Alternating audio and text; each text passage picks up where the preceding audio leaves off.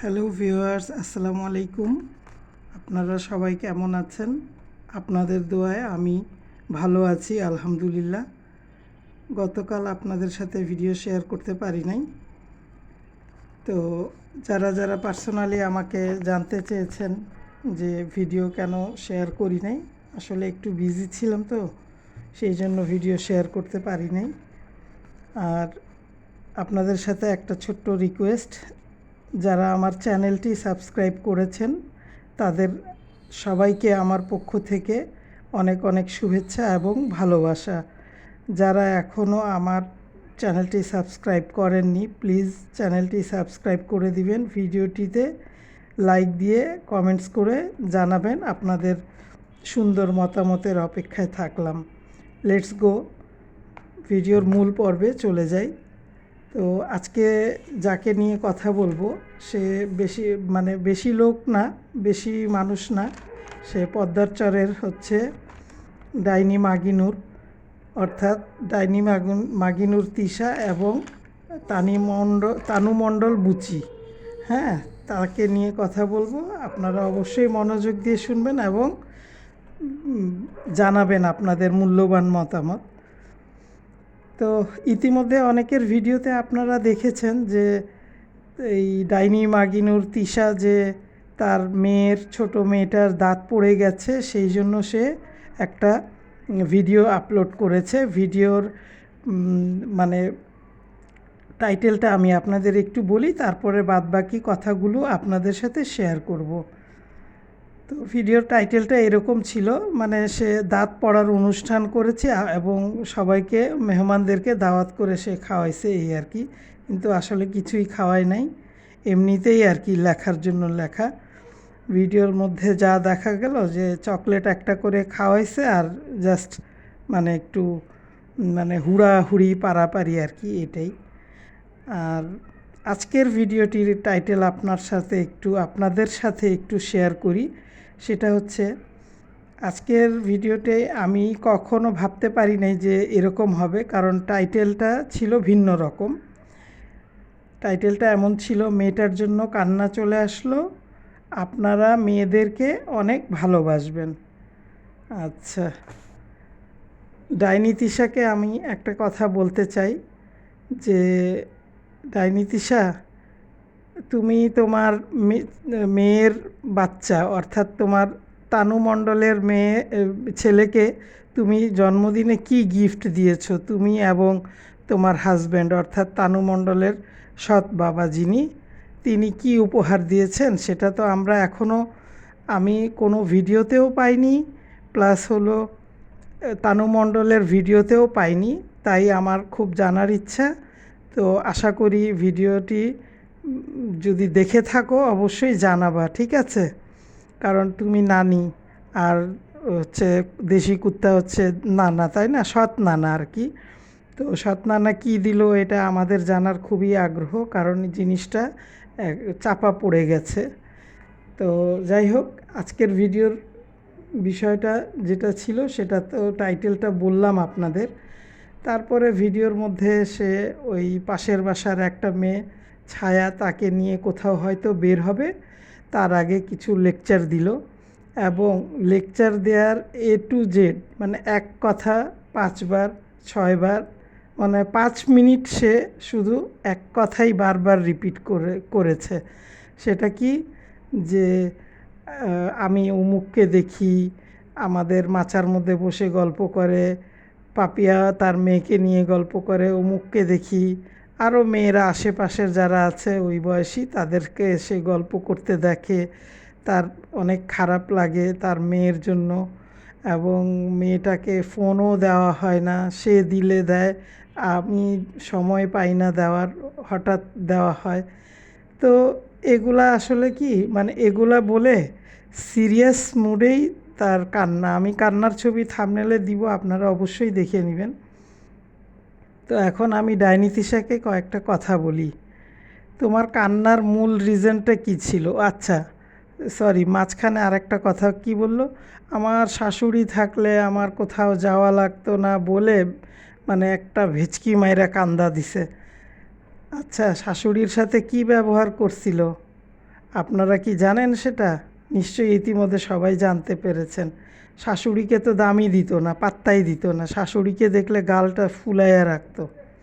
আচ্ছা যাই হোক, শাশুড়ির সাবজেক্ট বাদ দিলাম, কারণ মৃত ব্যক্তির নামে বেশি কথা না বলাই ভালো। তো এই তানু মণ্ডল খুব সম্ভবত তার মায়ের সাথে মনে হয় রাগ করে এই বাসায় আসে না, বা হয়তো যোগাযোগটা একটু আগের চেয়ে কম, বা সে না আসলে কি হবে? তো যে তানু মণ্ডলের তুই যে মা, তো তুই যাইতি। আগের মতো এখন তো যাওয়া হয় না, কেন হবে? তানু মণ্ডল তো এখন বুঝে গেছে যে এই আমার মা আর আমার সৎ বাপ আমার টাকা পয়সাগুলা এমনি ফাও ফাও খাইতে চায়। হ্যাঁ, কারণ ওই যে ঘুষ দিয়ে দিয়ে সব জায়গায় মেয়ে মেয়ে পরিচয়, এটা একটা ঘুষের ব্যাপার স্যাপার থাকে না? আর মেয়ে ছেলেকে কিছু গিফট দেয় না, সে কী কথা বলবে? সে হয়তো একটু মেবি একটু রাগ আর কি মায়ের প্রতি। তার বাবার প্রতি কি রাগ দেখাবে? কারণ বাবা কি তার নিজের বাবা নাকি যে বাবার প্রতি রাগ দেখাবে? সে তার মায়ের প্রতি রাগ। এটা হচ্ছে ওর পক্ষ থেকে আমার এটা ধারণা হচ্ছে আর কি। আর তানু মণ্ডলকে সে এত মিস করতেছে, এত কিছু করতেছে, এর পিছনের রিজনটা কি ভিউয়ার্স আপনারা জানেন? এর পিছনের রিজনটা হচ্ছে, আমি যেটা মনে করি, তানু মণ্ডল বুচি, আমি তো এত বড় নাম বলি না, যার জন্য নামটা শর্টকাট তানু বুচি আর কি বলি। তো এই তানু বুচি মানে ইউটিউবিংয়ের যে ইনকাম, সেটা তারা মানে ওই দেশি কুত্তা আর ডাইনি মাগিনুর, তারা তো ইচ্ছা মতো খাইছে, ইউজ করছে, নিছে, গিফট নিছে, এইভাবে সেইভাবে অনেক কিছুই তার কাছ থেকে তারা নিছে। হুম। তো এখন এই জিনিসগুলো তো মানে সে এখন আর করে না, কারণ সে ঢাকায় একটা ফ্ল্যাট নিবে এবং সে তেল মশলা কাপড় তো ফেস প্যাক এই আগরম বাগরম এগুলার পিছনে সে প্রচুর সময় দিচ্ছে, কারণ সে ইতিমধ্যে সে এইটুকু বুঝতে পারছে যে আমি যদি আমার ভবিষ্যৎ না গড়ি, আমাকে কে করে দিবে? আমার সম্পদ কে করে দিবে? সেরকম লোক তো নাই কেউ। আর শ্বশুরবাড়ি তো সেরকম প্রতিষ্ঠিত, সেরকম হাই লেভেলের জায়গা জমি বাড়ি ঘর ওইরকম কিছু নাই। তো যেহেতু এখন একটা সুযোগ আছে, আমি এখন ভিডিও আপলোড করব, বিভিন্ন রকমের বিজনেস করব, সেই সব দিয়ে আমার নিজস্ব মানে আমার পার্সোনাল মানে কিছু অ্যাসেট করতে হবে আমার। এখন এখান থেকে তো ডাইনি তিশা তো মানে এখান থেকে ধরেন সে একদম কাট হয়ে গেছে, কারণ তাকে তো সে আর এখন জিজ্ঞাসাও করে না যে কি করব না করব, আমি কি করতেছি, কারণ তার হাজব্যান্ড আছে, তার হাজব্যান্ডের সাথে সে শেয়ার করে, তারা দুইজন মিলে যেটাই হোক, মানে একটা আছে না যে কিছু করে খাওয়া যেটাকে বলে, ইউটিউবিং তো আছেই, পাশাপাশি একটা বিজনেস করা, এটা সে করছে এবং এটাতে সে যাই ইনকাম করছে সেটাতে তার নিজের ভবিষ্যতের চিন্তা ভাবনা করে সে আগাচ্ছে। মানে সব কিছু মিলায়া দেখা গেছে কি ডাইনি তিশা এগুলো চিন্তা করে ওর মেমোরি ইদানিং দেখবেন যে সে তার মেমোরি লস হয়ে গেছে। মানে 5টা মিনিট একটা কথাকে 3বার রিপিট করছে। অন্যের মেয়েদেরকে নিয়ে দেখি ঘুরতে, আমি অনেক মানে খারাপ লাগে আমার, আমি একা থাকি, আমি কোথাও যাই না। কে বলছে যায় না? পুরাটা পাড়া বেড়ায়। ডাইনি তিশা, তুমি যে পুরা পাড়া বেড়াও এটা তো আমরা দেখি। আর পিচ্ছি পিচ্ছি মেয়েগুলাকে নিয়ে নিয়ে মার্কেটে যাও, বাজারে যাও, তাদেরকে দিয়ে ভিডিও করাও, তুমি একা কোত্থেকে? তোমার মেয়ে তোমাকে কত টাইম দিবে? আর তোমাদেরকে টাইম এই পর্যন্ত অনেক দিয়ে আসছে, তোমাদের পিছনে এই পর্যন্ত সে অনেক টাকা ব্যয় করছে, তোমার ছেলেকে, তোমার হাজব্যান্ডকে অর্থাৎ তার সৎ বাপ দেশি কুত্তাকে আইফোন থেকে শুরু করে এভরিথিং সে দামি দামি অনেক কিছুই গিফট করছে। এখন তো তার নিজের ছেলে হয়েছে, তাই না? সে নিজের জন্য একটা কিছু করবে না? তোমার এটাতে খারাপ লাগার কি আছে? তো ও যখন আসে না বা ও যখন ওই বিভিন্ন বিজনেস নিয়ে বিজি, তুমি যাও না কেন? তুমি দেখো যে ওখানে গেলে আমি কোথায় থাকবো, আমার তো থাকার কোনো জায়গাই নেই। কোথায় থাকবে? ওদের তো অ্যাকচুয়ালি 2টা রুম। তো দেখা গেছে যে ওই তানু বুচির শ্বশুর শাশুড়ি এক রুমে থাকে, আর তানু বুচি থাকে তার হাজব্যান্ড বাচ্চা নিয়ে একটা রুমে। আর তারা রাতে 1টা 2টা পর্যন্ত বিজনেসের সব আইটেমগুলো সবগুলো কমপ্লিট করে। তো সময় আছে ওর ওই ডাইনি তিশার সাথে বসে আড্ডা দেওয়ার, ফাউল কথাবার্তা বলার?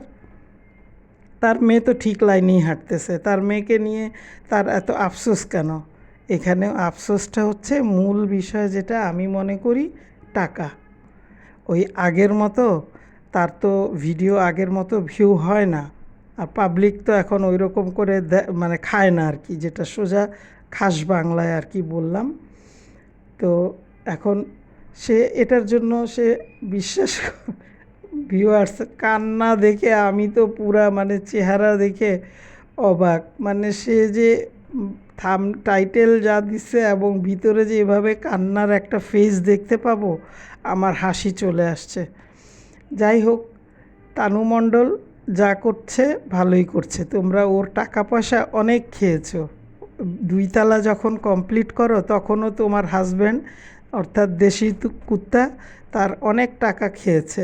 এখন তো তার নিজের ছেলে আছে, তার হাজব্যান্ড আছে, এবং সে নিজে, তাদের তো একটা ভবিষ্যৎ দরকার। তুমি কি নাজমা বেগমের সম্পত্তির থেকে কি দিতে পারবা? এটা তো কোনো রাইটস নাই, তাই না? নাজমা বেগমের তো সে রক্তের কিছু না, সে তো কিছু পাবে না এখান থেকে। সো এটা তো সে ইতিমধ্যে বুঝে গেছে। তার হাজব্যান্ড হয়তো শেয়ার করছে যে ন্যাচারালি তো তুমি কিছুই পাবা না, তা আমরা এখন থেকেই কষ্ট করি, এই বয়স থেকে একটু কষ্ট করলে নেক্সটে আমরা একটু আরও বেশি ভালো থাকতে পারবো। কারণ তো তার দেখা গেছে যে তার মা কতই বা দিবে, তার মা যা ইনকাম করে সেখান থেকে একটু মাকে পাঠায়, নিজের একটু শৌখিনতা পূরণ করে, এই আর কি। তো ভিউয়ার্স, তার কান্নার ভিডিওটা আপনাদের সাথে আমি শেয়ার করে দিব, দেখবেন। আর আরেকটা কথা বলি, এই ডাইনি তিশা একটু শোনো, মনোযোগ দিয়ে শোন। তুমি করে বলবো না, তুই করে বলি, শোন।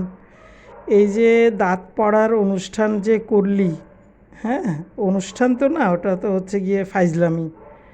তো এই অনুষ্ঠানের উপলক্ষে কান ফোড়ানোর অনুষ্ঠান করলি, গেল 2টা। নেক্সটে ওর আরও কিছু হবে। ভিউয়ার্স, আপনারা তো নিশ্চয়ই বুঝতে পারছেন। ওই যে যা যা লাইফে ওর হবে সেগুলো অবশ্যই শেয়ার করবি, যেদিন যেটা হবে, ঠিক আছে? কারণ এটা যদি আমরা, ভিউয়ার্স যারা আছেন, তারা যদি কান ফোড়ানি দেখতে পারেন, দাঁত পড়ার অনুষ্ঠান দেখতে পারেন, তাহলে ওই তাবিয়ার আরও অন্যান্য অনেক কিছুই হবে লাইফে, স্টেপ বাই স্টেপ বয়স গড়াবে, আর একটা না একটা হইতেই থাকবে, তাই না? সেগুলো আমরা অপেক্ষায় করছি, মানে অপেক্ষায় আছি আর কি, সেগুলো আমরা দেখতে চাই। ঠিক আছে? এই ভিডিওগুলো অবশ্যই আপলোড করবি, ঠিক আছে? আর বাংলাদেশের সেরা জুয়াড়ি আর সেরা বাদাইম্মা হচ্ছে শাহিন। হ্যাঁ, সে গতকালকে একটি ভিডিও দিয়েছিল, সে তার ভিডিওর টাইটেলটা এমন দিয়েছিল, কোনো দাড়ি নাই, কমা নাই, কোশ্চেন মার্ক নাই, ঠিক আছে? লাস্টে কিন্তু কোশ্চেন মার্কই হওয়ার কথা। আমি একটু আপনাদের শেয়ার করি। একটা স্ত্রী যদি স্বামীর সাথে এরকম আচরণ করে, এখানেও কিন্তু কমা নাই, তাহলে তাকে কি করণীয় উচিত, মানে কি করা উচিত হবে না, কি করণীয়? আচ্ছা যাক, এদের এইসব বিষয়ে মানে টাইটেল লেখা নিয়ে কিছু না বলাই ভালো, কারণ এইগুলা এই টাইপেরই লিখে, এরা তো শিক্ষার ইয়াটা তো বুঝতে হবে, দেখতে হবে, তাই না? তো এই ভিডিওতে সে তার বউয়ের নামে আয়শা গিবত গাচ্ছে, যে আমাকে আমার কাপড় চোপড় ধুয়ে দেয় না, তিশাদের বাড়ি থেকে আসছি, ওইখান থেকে আসার পর কয়েকদিন বলছি কাপড় ওই রকমই রাখা, অন্যান্য সব কাজ করছে, কাপড় চোপড় ধুইছে, আমারটা ধোয় নাই, এইসব নিয়ে সে বউয়ের বিষয়ে অনেক গীবত। আচ্ছা, এই বাদাইম্মা, কি করবি তুই বউকে? তোর তো কোনো সিস্টেম মানে নাই, মানে আছে না একটা যে আমি একটা সংসারকে কিভাবে ধরে রাখবো, সেই সব তো তোদের রুচি নাই। তুই একটা যাবে আর একটা বিয়ে করে নিবি, সমস্যাটা কি? তোর বোন ডাইনি তিশা আছে না, ও তো চাই যে এক কারো জামাই যদি ভালো না লাগে তাকে ছাইড়া দাও, কারো বউ যদি ভালো না লাগে তাই ওকে ছাইড়া দাও। মানে এই ছাড়াছাড়ি নিয়ে খুব তার এইসব বিষয়ে অভিজ্ঞতা বেশি। ঠিক আছে? আর ওই এই চাপা শুটকি শাহিন বাদাইম্মাকে মানে বলতেছে যে আপনার কাছে আমি কেন কার্ড দিব, আমার শাশুড়ির নামে করা, আপনি আমার মানে কার্ড ধরবেন না, আমার যেই টাকা নিছেন ওটা আপনি অবশ্যই ফেরত দিবেন। তো ফেরত তো দিবেই, তাই না? ফেরত না দিয়ে কি কোনো উপায় আছে? আর তোর মতো জল্লাদনি যেখানে আছে সামনে না দিলে তো মনে হয় তুই মানে আসা যাওয়া, সংসার করা, এগুলা সবই বাদ দিয়ে দিবি। তো অনেক কথাই বললাম ভিউয়ার্স, যেহেতু নিয়ত করেছি আজকের আমি ভিডিওটা বেশি লং করব না, কারণ লং করতে গেলে দেখা যায় ভিডিওতে মানে আপনারা মানে দেখে বিরক্ত বোধ করবেন, এবং একটা মানুষ আসলে মানে কতক্ষণ একটা এইসব পারপাসে একটা নেগেটিভ কথাবার্তা বেশি শুনতে খারাপই লাগে না? এই জন্যই হয়তো দেখা যায় কি যে ছোটোখাটো ভিডিও হইলে অনেকে সেটা একটু মনোযোগ সহকারে দেখে। আর এই মিম ভুতুড়িকে নিয়ে কিছু বলতে চাইছিলাম না, তবে মিম ভুতুড়ি এখানে থাকতেছে কেন জানেন? ওই যে জমি কিনবে না, বাবার বাড়ি থেকে টাকা জমাচ্ছে। ঠিক আছে ভিউয়ার্স, আল্লাহ হাফেজ।